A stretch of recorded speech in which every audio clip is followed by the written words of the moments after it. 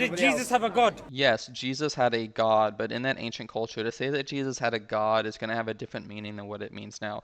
In the ancient Near East and in the first century context in which the New Testament is written, to say that something was a God is much broader. It could mean that this is a spiritual being or person in the spiritual realm who has a type of authority over something. So, for instance, Paul tells us in his works that Satan was the God of this world. In the Hebrew Bible, various spiritual beings that we might refer to as angels are referred to as the gods of the nations, and they refer to gods and stuff like that. So Jesus has a God because the Father, who's a being in the spiritual realm, is in this type of authority of relationship with him. And if you try to respond and say, oh, well, that means God has a God, in that statement, God has a God, it's going to depend on what you're referencing with this word God. If you're referencing a specific person within Yahweh, then yes, that specific person within Yahweh has a God. However, that other person is also a person within Yahweh.